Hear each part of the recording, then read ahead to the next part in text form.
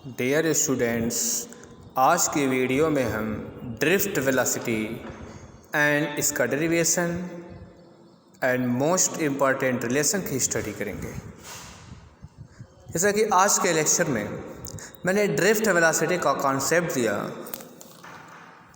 अब उसके बाद हम इसका एक्सप्रेशन करेंगे। यानी कि drift velocity V D is equal to, formula क्या देख रहे हो, V D is equal to minus E capital E यानी E upon M into tau. E क्या है, electron, capital E electric field, small M क्या है, मास ऑफ द इलेक्ट्रॉन, और टाउ क्या है, रिलैक्सेशन टाइम।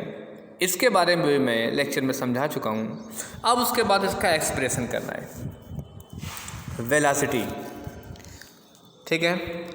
अब उसके बाद इसका एक्सप्रेशन करने के लिए बिल्कुल सिंपल सी चीज़, v इज इक्वल टू क्या होता है, u प्लस ए टी। इसी फंडामेंटल फार्मूले को यूज़ करेंगे और इसका एक्सप्रेशन निकालेंगे। यानी कि v को निकालने के लिए क्या चाहिए, u प्लस ए टी यानी एक्सेलरेशन भी चाहिए, और t कौन सा होगा, यहाँ पर रिलैक्सेशन टाइम टाउ का यूज़ कर देंगे। अब v u को निकालने एंड a को निकाल कर इसमें पुट करेंगे तो हमारा रिजल्ट सामने आ जाएगा। इसी को लेकर आगे बढ़ेंगे। अब उसके लिए कुछ कॉन्सेप्ट्स जो कि मैंने लेक्चर में दिया, और उसके बाद कुछ सपोजिंग है। जैसे सपोजिंग क्या है, मेटल जो होता है they large number of free electron nearly 10 की पावर 28 मीटर पर क्यूबिक मीटर, यानी कि एक क्यूबिक मीटर में हमारे पास कितने इलेक्ट्रॉन होंगे, 28 इलेक्ट्रॉन्स। और ये जो इलेक्ट्रॉन होंगे continuous in random motion zig zag motion, कोई अप कोई डाउन कोई लेफ्ट कोई राइट, इस तरीके से करता है रैंडम मोशन। लेकिन एवरेज की बात की जाए, the number of electron travelling, for example इस डायरेक्शन में 1 लाख इलेक्ट्रॉन मूव कर रहे थे तो एट रैंडम ये माना जाएगा। उसके अपोजिट डायरेक्शन में भी कितने, 1 lakh electron 1 lakh electron move कर रहे थे, इसीलिए एवरेज क्या हो जाएगा, 0 हो जाएगा। यही कॉन्सेप्ट आगे बढ़ेंगे।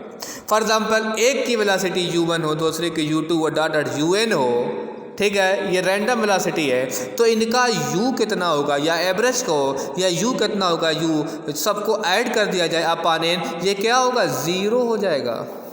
क्यों 0 होगा, क्योंकि इनका मोशन कौन सा है, रैंडम मोशन है, जितने अप उतने डाउन, जितने लेफ्ट उतने राइट। यहाँ लोग तो कुछ भी दिक्कत नहीं है।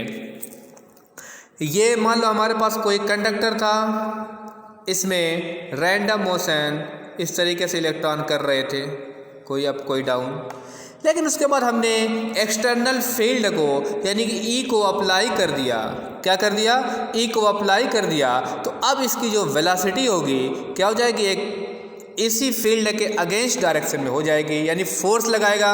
अब इसका मोशन फोर्स लगाएगा, देखो, in the presence of external field each electron experience है फोर्स। कितना फोर्स करेगा, F इज इक्वल टू, हम जानते हैं Q इंटू ई। अब Q चार्जेस ऑफ इलेक्ट्रॉन यानी कि माइनस ई, यानी कितना फोर्स एक्सपीरियंस करेगा हर electron, minus E capital E in opposite direction of electric field, right.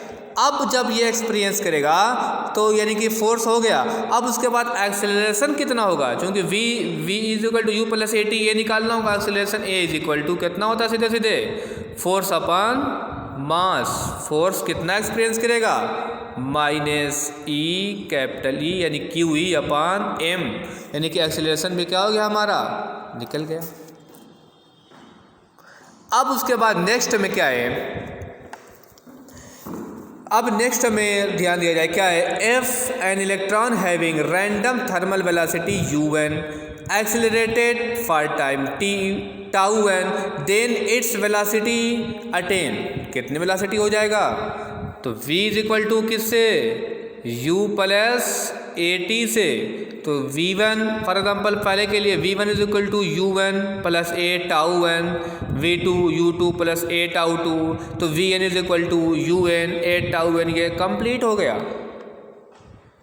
अब उसके बाद डेफिनेशन में हमने क्या किया है, average velocity of n electrons, यानी कि यही जो ड्रिफ्ट हो गई वेलोसिटी। फॉर एग्जांपल एक इलेक्ट्रॉन रैंडमली यहाँ जा रहा था अब उसके बाद हमने फील्ड को अप्लाई किया तो फील्ड फॉर एग्जांपल इस डायरेक्शन में थी, तो ये किधर इसके अपोजिट डायरेक्शन में इस पॉइंट पर चला आया, यानी कि ड्रिफ्ट हो गया, डेविएट हो गया, यानी कि इस पॉइंट से इस पॉइंट तक आ गया। यही कौन सी है? Drift velocity V D.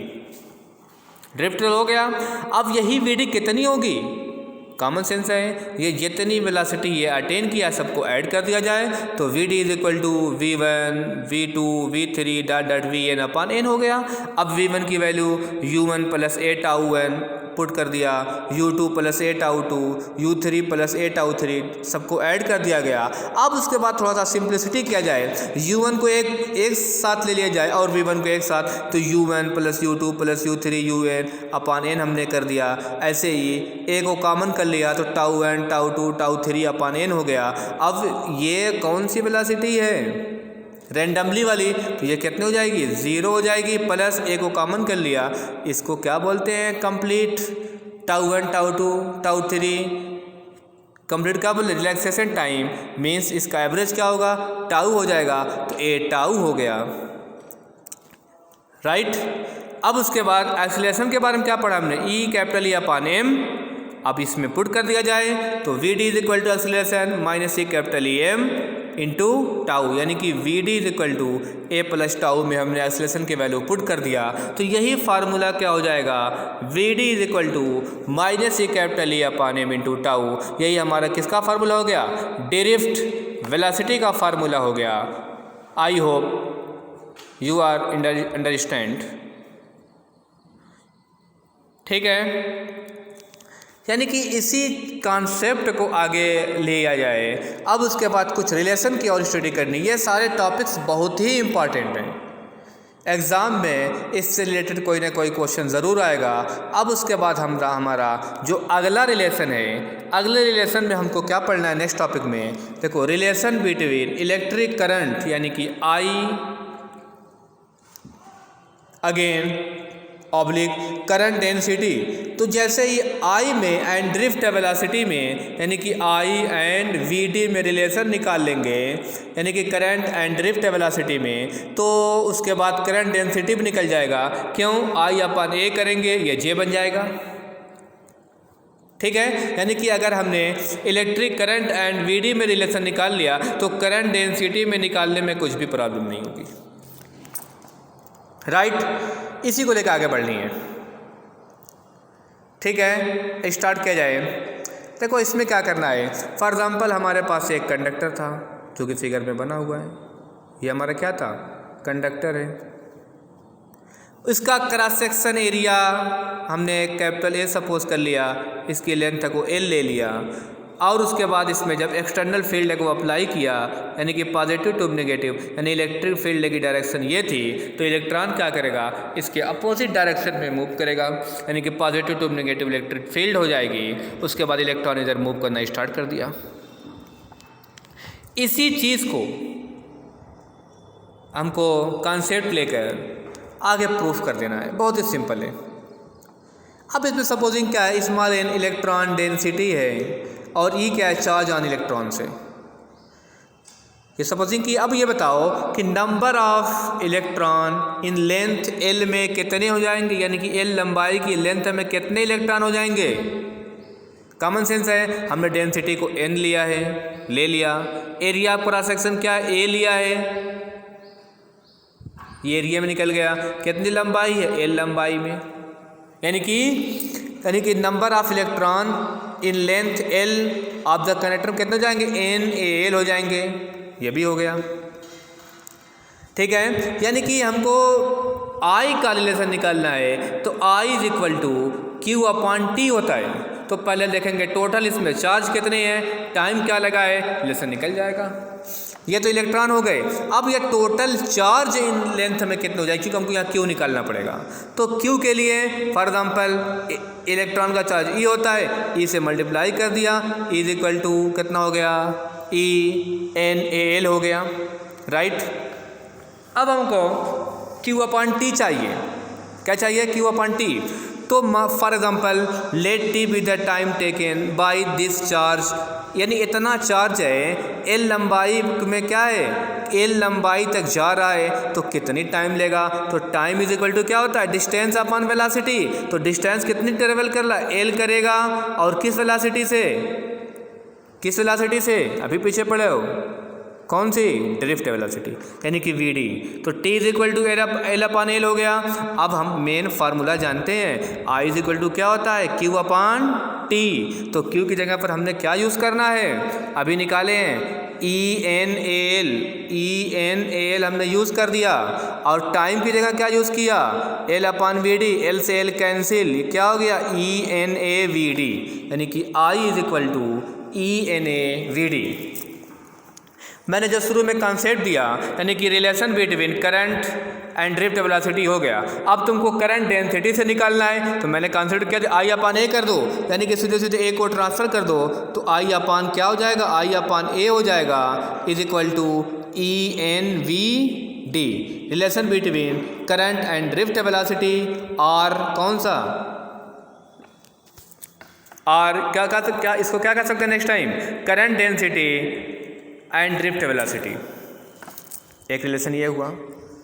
अब ऐसे ऐसे एक दो से लिंक होते हुए रिलेशन को पढ़ना है। अब उसके बाद हमारा नेक्स्ट रिलेशन है, कौन सा रिलेशन है, proof of Ohm's law, right. देखो यहाँ पर जे इक्वल टू मैंने पीछे निकाल दिया है। अब उसके बाद पढ़ना है सीधे सीधे ओम्स लॉ को प्रूफ करना है इसी मॉडल से। तो पीछे अभी हमने पढ़ा रिलेशन क्या, अब देखो हमको ओम्स लॉ निकालना है, तो हमको आर निकालना पड़ेगा, R is equal to V upon I आ जाएगा। तो क्या मान लेंगे, R is equal to constant आ जाए वी अपान आई के रेशियो से, यानी कि आई निकालना होगा। इसी चीज़ को हम लेकर आगे बढ़ रहे हैं, राइट, बढ़ रहे हैं। फॉर एग्जाम्पल अभी हमने निकाला, अब पीछे यूज़ पढ़ चुके उसका यूज़ कर लें। आई इज इक्वल टू क्या हमारा मिल गया, E N A V D, relation between current and drift velocity, and V D is equal to क्या होता है, E capital E upon M into tau, right. अब यहाँ पर एक चीज़, आई तो दिख रहा है, वी नहीं दिख रहा है, बल्कि आपको क्या दिख रहा है, वी डी में ई दिख रहा है। तो क्या कोई रिलेशन ई एंड वी में है, बोलो, रिकॉल करो ज़रा, कोई रिलेशन है, लर्न आया, आ गया तो अच्छी बात, नहीं आया तो potential gradient is equal to minus D V upon D R, यानी सीधे सीधे क्या लिख सकते हैं एक ही जगह पर, v अपान आर। यहाँ पर r क्या है, लेंथ यानी l है, तो e की जगह पर v अपान l यूज़ कर देंगे। तो यहाँ पर हमने v d की जगह e की जगह क्या यूज़ कर दिया, v अपान l, सिंपल हो गया। अब इसी v d की वैल्यू को यहाँ पुट कर दो, i is equal to E N A, V D की जगह पर E V upon M L into tau हो गया। उसके बाद क्या देख रहे हैं, आई की वैल्यू निकालनी है, तो आई यानी कि v अपान आई की जगह आर आता है, तो आई को इधर ट्रांसफ़र कर दो, तो ये इधर चला आएगा, क्या हो जाएगा, एम एल अपान ई का स्क्वायर एन का square tau, v upon I आ गया। अब ये अगर ये राइट वाला जितनी भी वैल्यू है अगर ये कांस्टेंट हो जाए तो ये r हो जाएगा। तो at constant temperature mass of the electron fix है, लेंथ इंक्रीज होगी ही नहीं अगर टेम्परेचर को कांस्टेंट कर दिया जाए। ए का स्क्वायर इलेक्ट्रॉन है फिक्स रहेगा, number of electron density fix रहेगी, area of cross section fix रहेगा। कब, जब हमारा टेम्परेचर कांस्टेंट होगा, ठीक है, टाउ भी क्या रहेगा, फिक्स रहेगा। इसका मतलब ये सारी चीज़ें क्या सीधे सीधे क्या होंगी, एक कांस्टेंट हो गई। तो फार्मूला हमारा क्या आ गया, v upon I is equal to constant r, this is the Ohm's law. अब r की वैल्यू को तुमको लर्न करना है, r की वैल्यू क्या आ गई, एम एल अपान ई का स्क्वायर एन ए टाउ, ये क्या है, एक कांस्टेंट है, राइट। अब इसको देखो एक दो से सब लिंक हैं। अब इसको लर्न करते हुए अगला रिलेशन क्या है, अब उसके बाद resistivity in terms of electron density and relaxation time. Resistivity यानी रो की वैल्यू को डिफाइन करना है, किसके फॉर्म में, electron density and relaxation time के। ये भी काफ़ी सिंपल है। हम जानते हैं आर का फार्मूला क्या होता है, रो एल अपान ए होता है। And R is equal to क्या होता है, अभी निकाले हैं, देखो इसी का यूज़ करना है। R is equal to M L upon E का square N A tau. R ये भी है, आर ये भी है, दोनों को इक्वल कर दो। कितना हो गया, rho L upon A M L upon E का स्क्वायर एन ए टाउ। तो एल से एल कैंसिल, ए से ए कैंसिल, तो क्या आ गया, rho is equal to M E का square N into tau. Relaxation time and resistivity में क्या निकल गया, रिलेशन निकल गया। यहाँ से एक चीज़ क्या देख रहे हैं साफ साफ, यानी कि जो रजिस्टिविटी होती है 1 अपान एन के इक्वल होती है। एन क्या है, इलेक्ट्रॉन डेंसिटी, यानी कि जितनी ज़्यादा डेंसिटी होगी रजिस्टिविटी उतनी कम होगी।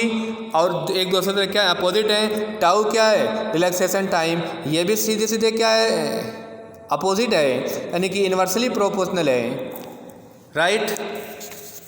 अब उसके बाद देखा जाए इसमें लास्ट एक्सप्रेशन या सीधे सीधे लास्ट रिलेशन, यानी कि ohms law in vector forms. Ohms law in vector form में लिखना है। अब जब वेक्टर फॉर्म में रहे तो हमको साइन भी लिखना पड़ेगा। अब देखो ये भी काफ़ी सिंपल है। For an electron V D is equal to minus E capital A upon M into tau, चूँकि माइनस ई चूँकि वेक्टर फॉर्म में लिखना ही पड़ेगा। And J is equal to, पीछे क्या पढ़े हैं, minus E N into V D, यही तो पढ़े हैं। अब J is equal to minus E N को कॉमन कर लो, वी डी की वैल्यू को पुट कर दो, तो सीधे सीधे क्या आ गया, minus E capital E upon M into tau, minus minus क्या होगा, प्लस हो गया, ई का square N tau upon M, right. तो J इज इक्वल टू, ठीक है। अब उसके बाद यहाँ पर छोटा सा रिलेशन है। अब बताओ रो के लिए हमने क्या पढ़ा है, रो के लिए इसको पहचान रहे हो, इतने को, ये रो की वैल्यू थी, क्या थी, एम अपान ई का स्क्वायर एन टाउ। ज़रा पीछे याद करो, रो की वैल्यू जो अभी ली एम अपान ई का स्क्वायर एन टाउ, तो इसीलिए नीचे है मैं, तो क्या हो जाएगा इस कंप्लीट की जगह पर 1 अपान रो, जो अभी जस्ट निकाले हो ओम्स लॉ से, ठीक है, यानी कि 1 अपान रो हो गया। अब 1 अपान रो को सिग्मा भी लिख सकते हैं, तो 1 अपान रो की जगह पर क्या होगा, जो पीछे मैंने बताया, कौन सा, कंडक्टिविटी, 1 अपान रजिस्टिविटी, तो 1 अपान रजिस्टिविटी की जगह क्या लिख दिया, कंडक्टिविटी सिग्मा, तो J is equal to sigma A. इसी को बोलते हैं Ohm's law in vector form. यानी कि तुमको पहला इसमें क्या क्या देखा, तुमको इसमें पहला अगर लर्न है उसी से रिलेशन दूसरा है, दूसरे का रिलेशन तुमको लर्न करना है, उससे तीसरा निकालना है, तीसरा चौथा निकालना है, यानी तुमको लर्न भी करना है और निकालना भी है। इतना ही था, वीडियो काफ़ी लॉन्ग हो जाएगी। अब उसके बाद कौन सा, मोबिलिटी ऑफ चार्ज कैरियर्स, या next time. Okay, thank you.